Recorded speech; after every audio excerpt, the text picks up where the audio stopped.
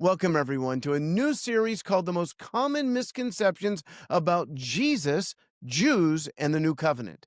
I'm Ron Cantor from Shalano TV in Tel Aviv, Israel's only 24/7 Hebrew language channel sharing the message of Yeshua.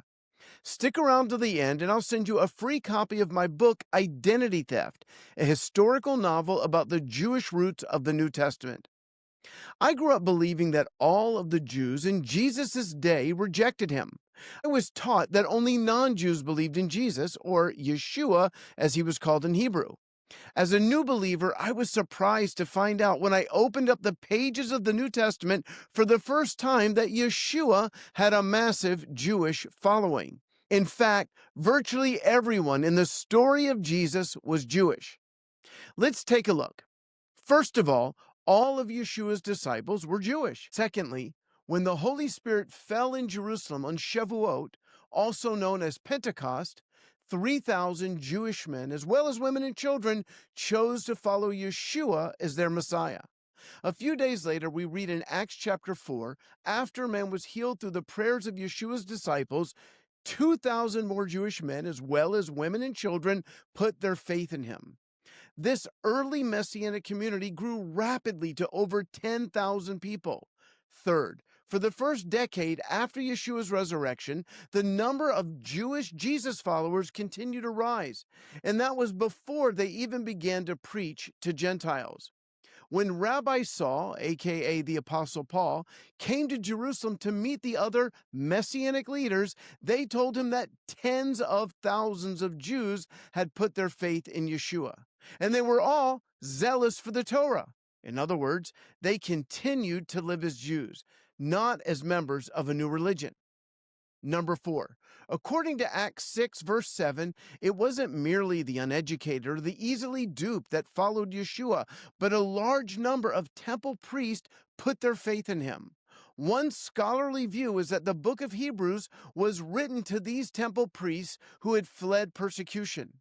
The detailed focus on Levitical priesthood, sacrifice, and the Day of Atonement would have had deep meaning for these priests who had lived that system every day.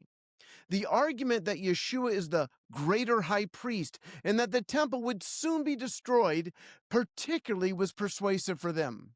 Number 5, in Acts chapter 9, and again, this is before the Jewish apostles began to preach to the Gentiles. Many more Jewish people became believers in Yeshua after two incredible miracles took place through Peter. First, a paralyzed man was healed, and then a woman named Tabitha was raised from the dead in Jaffa. After these miracles, it says that all those who dwelt in Lydda and Sharon, a massive area that covers the Mediterranean coastline, the greater Tel Aviv area today, turned to the Lord. And all these people were Jewish. We know from both the Old and the New Covenants that many more Jewish people will find salvation in the Messiah in the last days.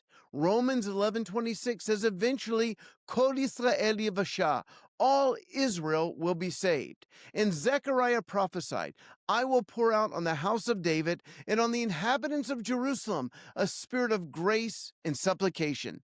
Then they will look on me, the one whom they have pierced. Yes, they will mourn for him as one mourns for his only son, and grieve for him as one grieves for a firstborn child. Revival is coming to the Jewish people. Revival is coming to Israel. Stay tuned for more content regarding the Jewish roots of the faith, the end times, and the coming Israeli revival. And if you have any questions or a topic that you'd like us to cover, just let us know in the comments. Don't forget to subscribe and like this video. That's going to help us reach a lot more people. And to get a free copy of my book, Identity Theft, just go to roncantor.com/free. And when you sign up for your emails, you're going to automatically get a free copy of Identity Theft in your inbox. Until next time, shalom from the land of Israel.